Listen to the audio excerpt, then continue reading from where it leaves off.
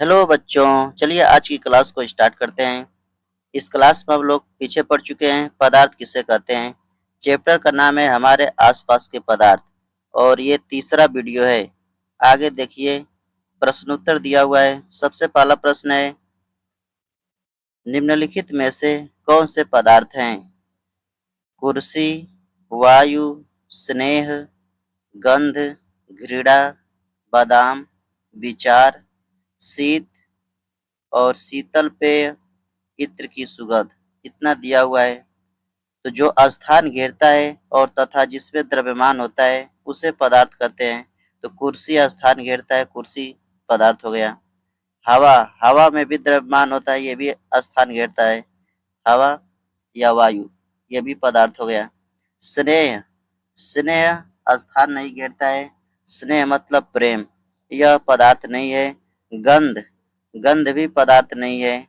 और घृणा, किसी से घृणा करते हैं, ये दिखाई नहीं देता है, गंध दिखाई नहीं देता है और ये स्थान नहीं घेरते हैं, यानी ये पदार्थ नहीं है।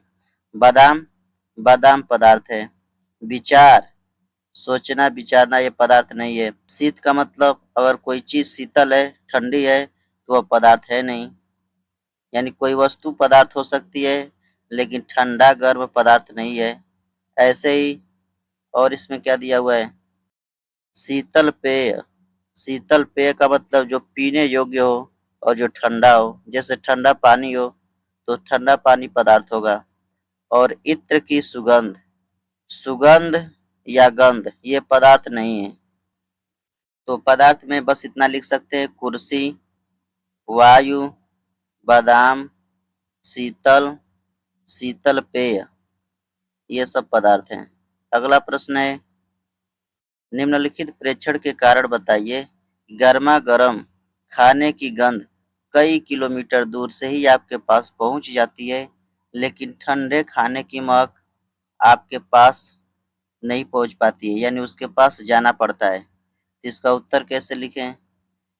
तो दिया हुआ है, पदार्थ के जो कण होते हैं निरंतर गतिशील होते हैं, हमेशा गति करते रहते हैं और जैसे तापमान बढ़ाते हैं, टेम्परेचर जैसे बढ़ाते हैं, वैसे ही उनके विसरण की दर तेज हो जाती है।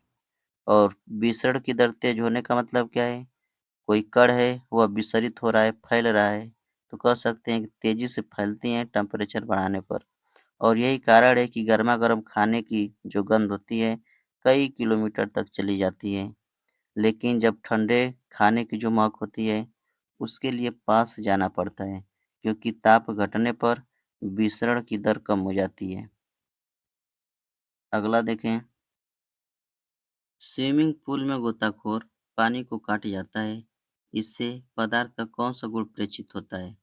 तो स्विमिंग पूल में जो गोताखोर होता है पानी को काट जाता है, मतलब काट पाता है, इसका मतलब क्या हुआ? पानी को अपने हाथों से हटा देता है, क्योंकि जल के कणों के बीच अधिक दूरी होती है और इनके बीच आकर्षण बल बहुत कम होता है। इससे पदार्थ का संपीड़न का गुण प्रेक्षित होता है। अगला प्रश्न है,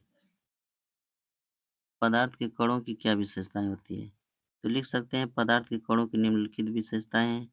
पदार्थ के कणों के बीच रिक्त स्थान पाया जाता है। पदार्थ के कण निरंतर गतिशील होते हैं। पदार्थ के कण अति सूक्ष्म होते हैं। पदार्थ के कण एक दूसरे को आकर्षित करते हैं और पदार्थ के कणों की गति बढ़ जाती है टेम्परेचर बढ़ाने पर। तापमान बढ़ाने पर उनके कण गतिशील हो जाते हैं।